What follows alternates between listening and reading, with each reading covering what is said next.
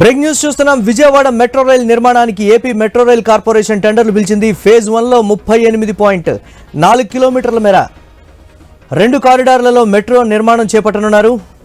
Corridor 1లో Pandit Nehru bus stand నుంచి Gannavaram bus stand వరకు నిర్మిస్తారు. కారిడార్ 2లో బస్ స్టేషన్ నుంచి పెనమలూరు వరకు నిర్మాణం చేస్తారు. కారిడార్ 1లో 4.7 కిలోమీటర్ల మేర డబుల్ డెక్కర్ ఫ్లైఓవర్ నిర్మిస్తారు. 32 చోట్ల మెట్రో స్టేషన్లు, ఒక చోట అండర్ గ్రౌండ్ మెట్రో స్టేషన్ నిర్మాణానికి ఏపీఎంఆర్సీఎల్ ఈపీసీ విధానంలో టెండర్లు పిలిచింది.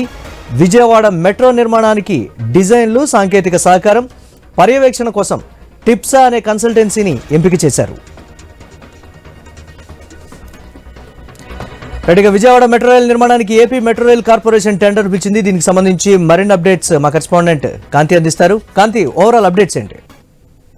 Murali, Vijayawada metro rail project కోసం ఏపీ మెట్రో రైల్ కార్పొరేషన్ టెండర్లను పిలిచింది.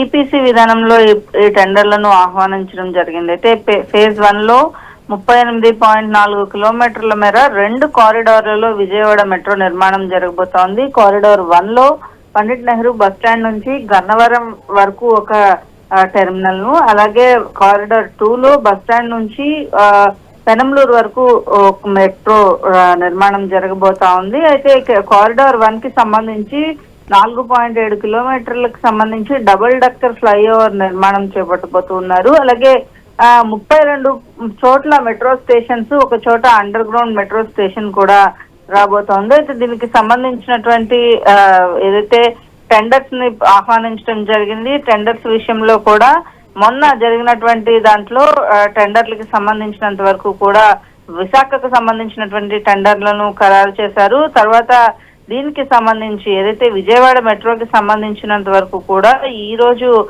ఫైనల్ చేయడం జరిగింది. 2 దాంట్లో కూడా ఏదైతే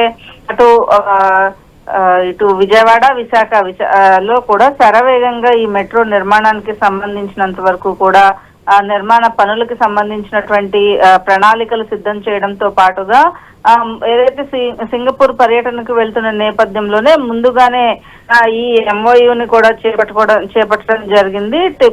టిప్సా కన్సల్టెన్సీని ఎంపిక చేస్తూ ఈపీసీ విధానంలో ఈ పద్ధతి ఏదైతే చేశారో దానికి సంబంధించినంత వరకు కూడా డిజైన్లు, సాంకేతిక సహకారం, పర్యవేక్షణ కోసం ఈ కన్సల్టెన్సీని ఎంపిక చేయడం జరిగింది. ఈ నేపథ్యంలో మెట్రో నిర్మాణానికి కావాల్సినటువంటి మొదటి అడుగులు పడినాయని కూడా చెప్పుకోవాలి.